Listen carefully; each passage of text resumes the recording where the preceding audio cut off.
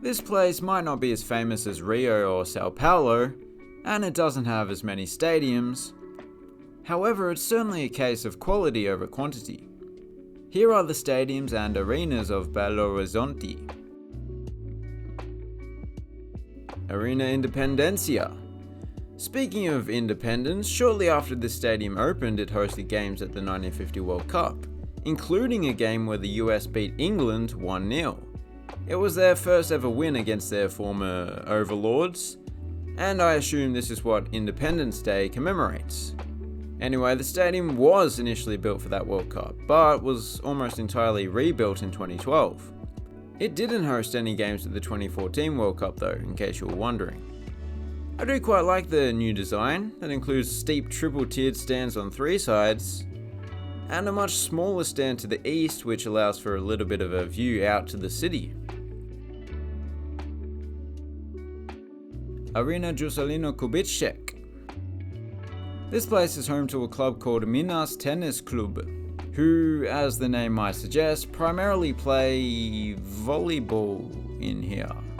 Amongst other things, none of which seem to be tennis though. The club gets that name because it was founded by a bunch of tennis enthusiasts, but its other departments have since taken over.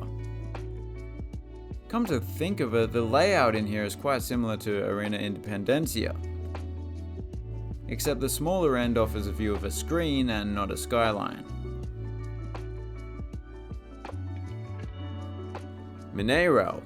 This stadium, which is comfortably the largest in the city, was ahead of its time when it was built in the mid-60s, but they soon got the clock fixed and now it shows the correct time. No, the aspect that was ahead of its time is the exterior shell that is made almost entirely of concrete, including the roof. However, in preparation for the 2014 World Cup, where this ground did host games, the stadium was renovated and that included an extension of the roof, which is thankfully not made from concrete. It would have been pretty dark and dingy up in the nosebleeds otherwise. But yeah, they did a good job with the renovation, didn't change the design too much, just upgraded it. Next door is Mineirinho, which is basically a mini indoor version of the stadium, although mini isn't really a good word to describe the largest indoor arena on the continent. The venue holds the record for the highest attendance at a futsal match. Over 26,000 people crammed in here for just a club game. It wasn't even a World Cup or anything.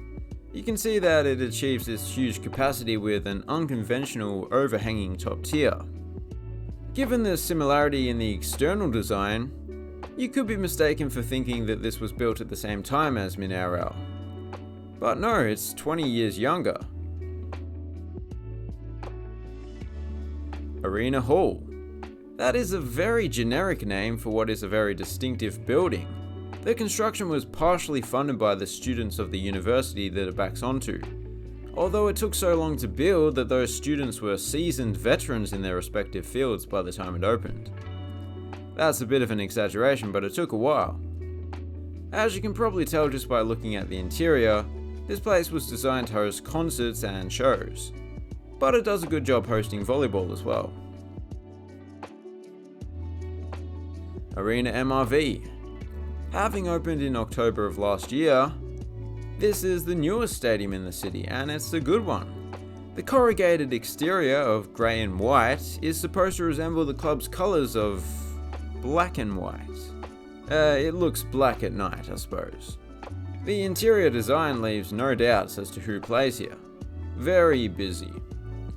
Oddly enough, the stadium bears the name of MRV, a construction company, but it was actually built by a completely different firm. It's just that the MRV owner donated the land that the stadium was built on and is a sponsor of the club. They didn't build the stadium because they build apartments and stuff like that.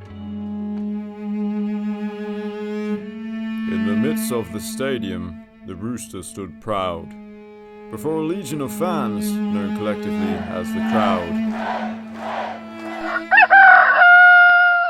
Divino Braga. This is situated in Betim, which is kind of its own city, but, it's also kind of connected. Like I always say, if there's no puma habitat in between two settlements, it's the same city.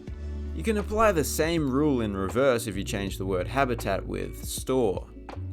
Anyway, this is perhaps the most simplistic of the arenas that we've seen so far. It's mostly bench seating throughout, but I'm sure it does the job. And due to the double-tiered layout, all of the fans are very close to the court. So there you have it, not too bad at all. Please consider subscribing if you're new around here, and as always, thanks for watching, have a good one.